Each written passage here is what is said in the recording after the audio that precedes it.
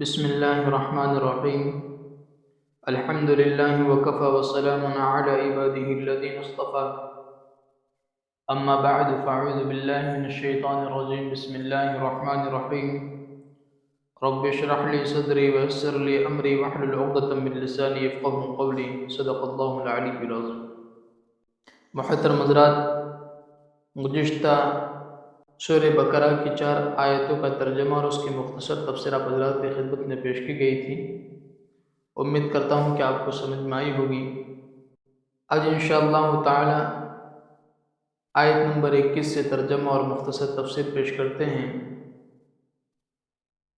اللہ تبارک و تعالی نے گزشتہ 13 آیتوں میں منافقوں کا حال بیان کیا تھا، اور آج کی آیتوں میں اللہ تبارک و تعالی اسلام کے جو بنیادی عقائد ہیں، توحید،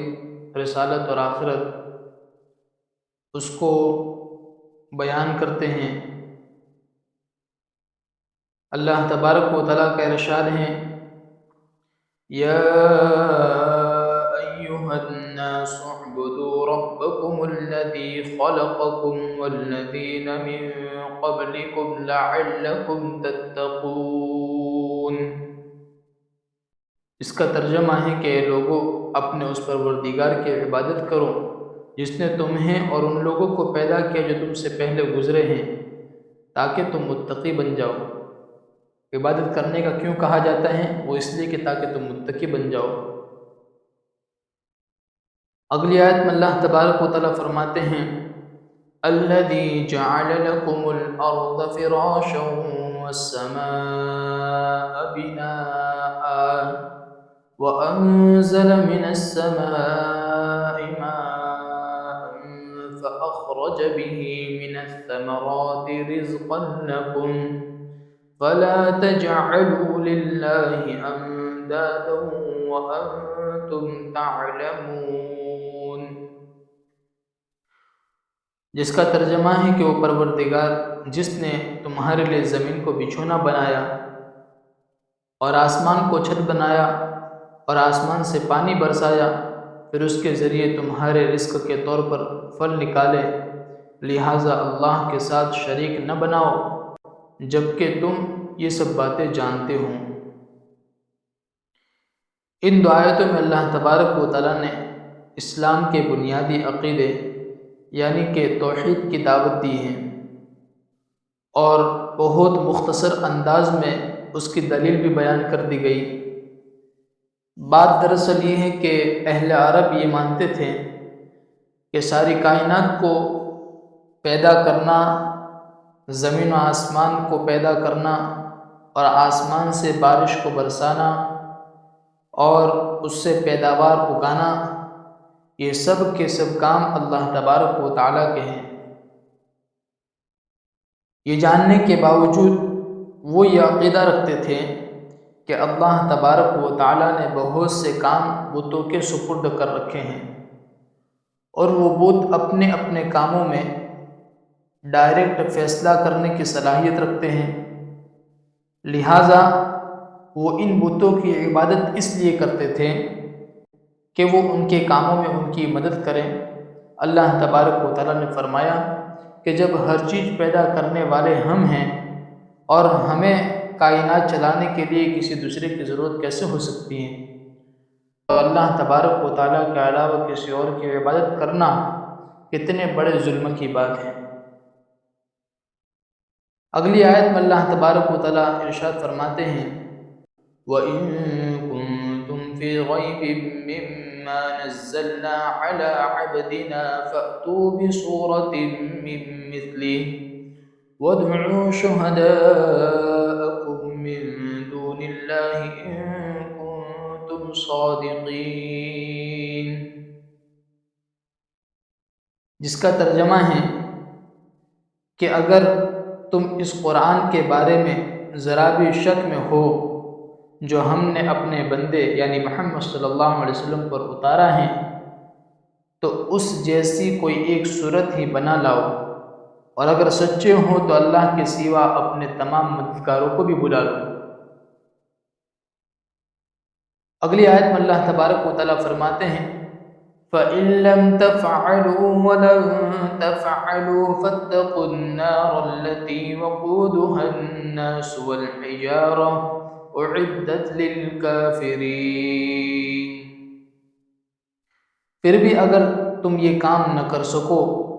اور یقیناً کبھی نہیں کر سکو گے تو ڈرو اس آگ سے جس کا ایندھن انسان اور پتھر ہوں گے، وہ کافروں کے لیے تیار کی گئی ہیں۔ ان آیتوں میں اللہ تبارک و تعالیٰ بتا رہے ہیں،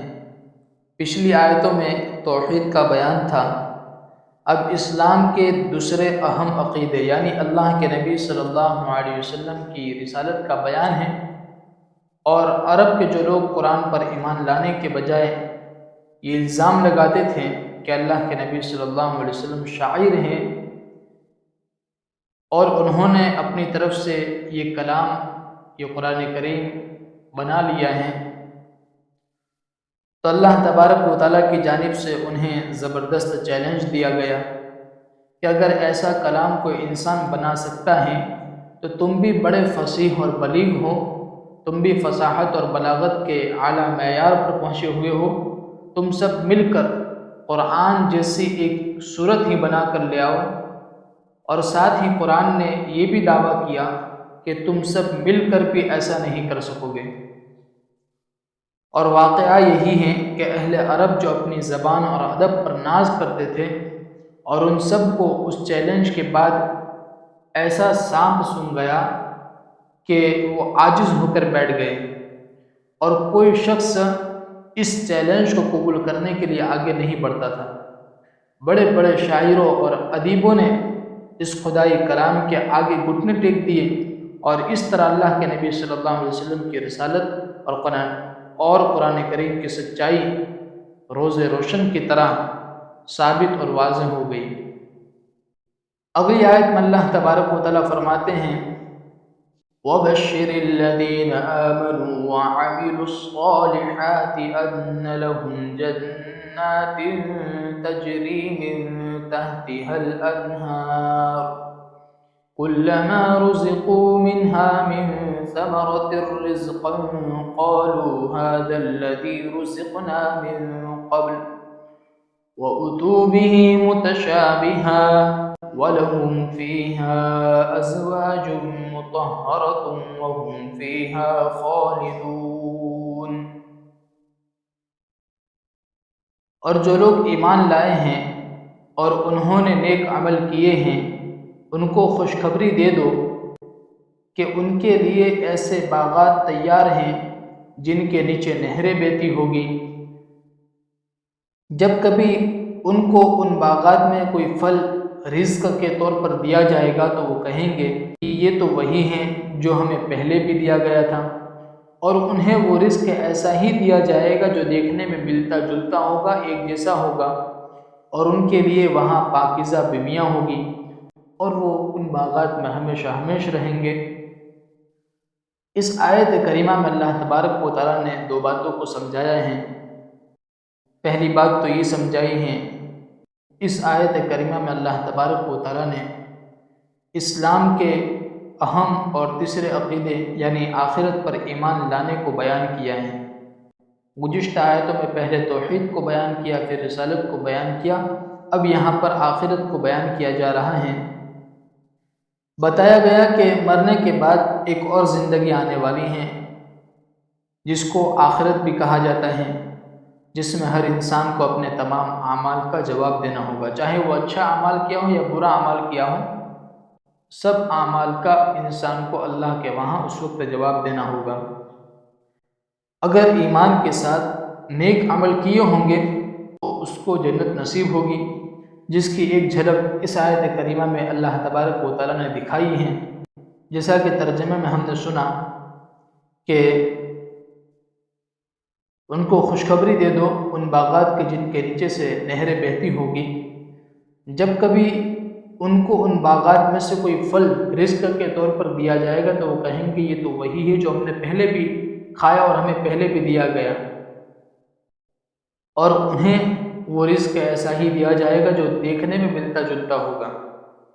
تو اس کا ایک مطلب تو یہ ہو سکتا ہے کہ جنت ہی میں انہیں تھوڑی تھوڑی دیر میں ایسے پھل دیے جائیں گے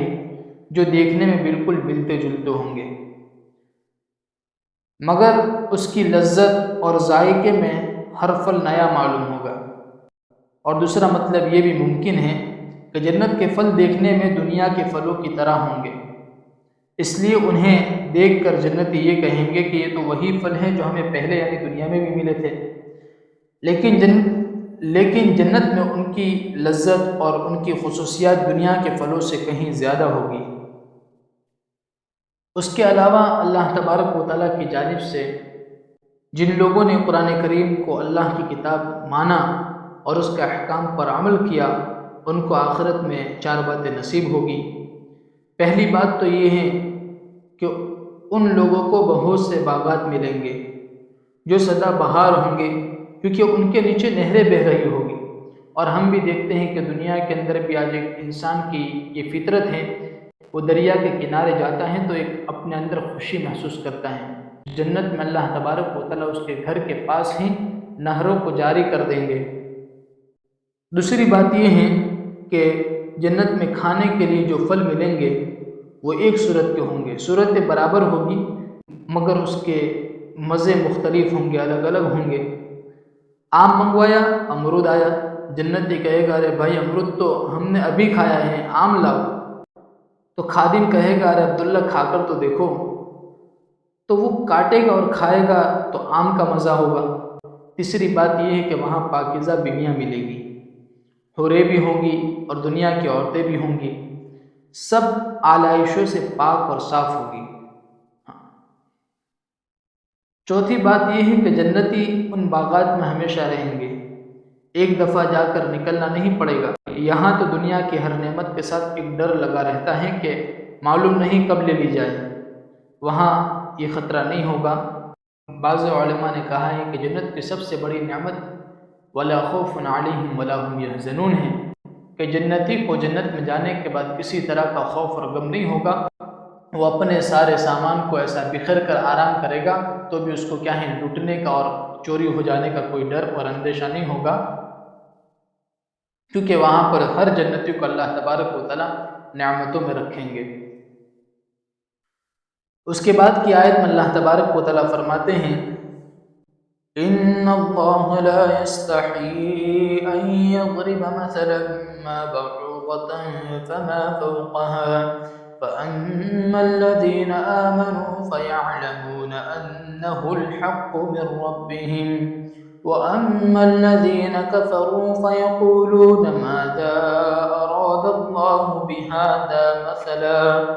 يُضِلُّ بِهِ كَثِيرًا وَيَهْدِي بِهِ كَثِيرًا وَمَا يُضِلُّ بِهِ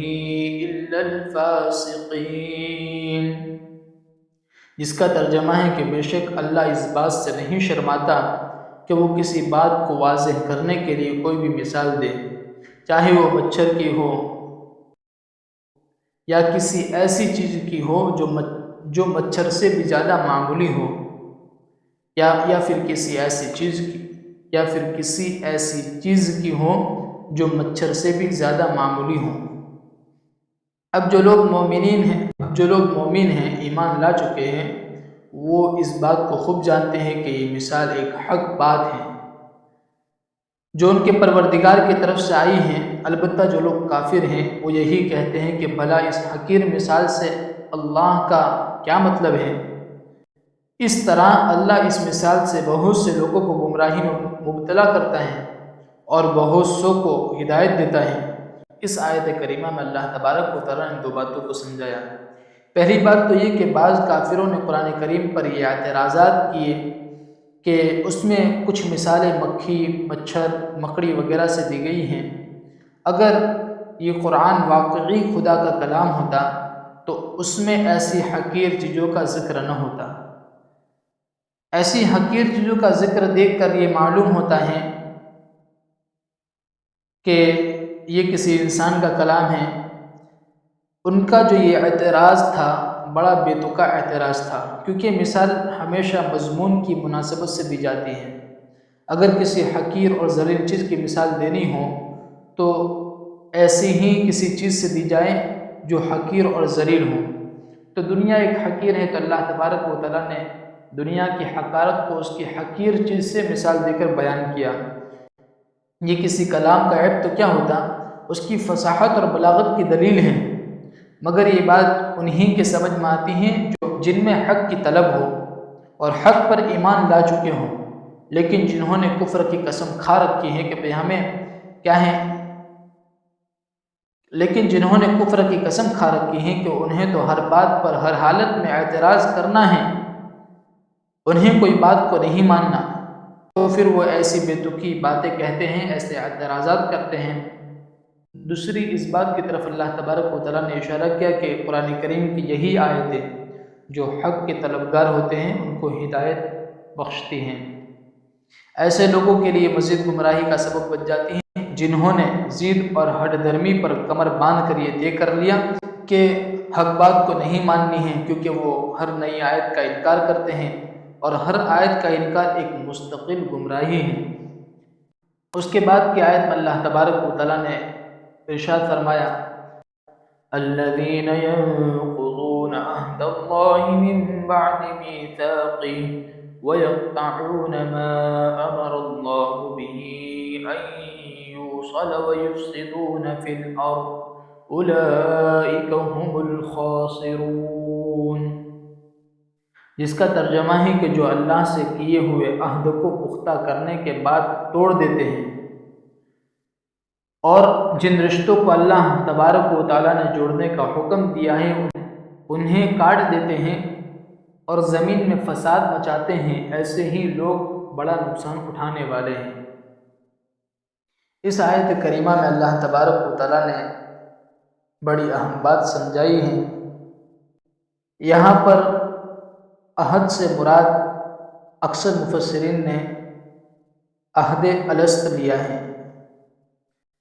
جس کو سورہ اعراف میں مستقل طور پر ذکر کیا گیا ہے،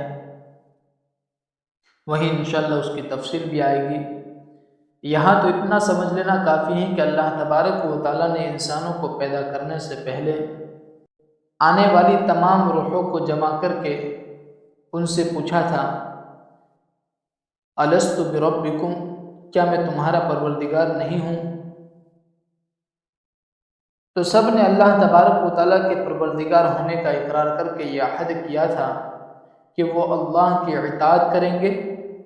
پھر اس آیت میں عہد کو پختہ کرنے سے مراد بظاہر یہ ہے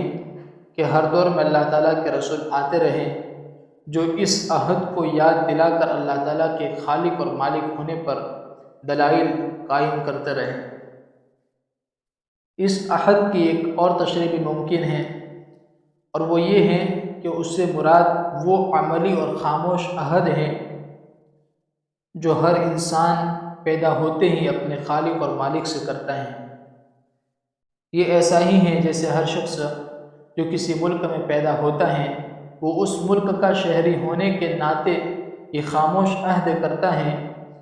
کہ وہ اس ملک کے قوانین کا پابند ہوگا، بہرحال زبان سے اس نے کچھ نہ کہا ہو، لیکن اس کا کسی ملک میں پیدا ہونا ہی اس عہد کے قائم مقام ہے۔ اسی طرح اس کائنات میں جو شخص بھی پیدا ہوتا ہے وہ خود بخود اس عہد کا پابند ہو جاتا ہے کہ وہ اپنے پیدا کرنے والے کی ہدایت کے مطابق زندگی بسر کرے گا۔ اس عہد کے لیے زبان سے کچھ کہنے کی ضرورت نہیں ہے۔ غالباً اسی وجہ سے اگلی آیت میں اللہ تبارک و تعالیٰ نے فوراً یہ ارشاد فرمایا کہ تم اللہ کے ساتھ کفر کا طرز عمل آخر کیسے اختیار کر لیتے ہو، حالانکہ تم بے جان تھے، اسی نے تمہیں زندگی بخشی۔ یعنی اگر تم تنہائی میں بیٹھ کر ذرا غور کرو کہ تمہیں کس نے پیدا کیا، تو تمہارے اندر سے ایک آواز آئے گی کہ ہمیں پیدا کرنے والا ایک خالق اور مالک ہیں،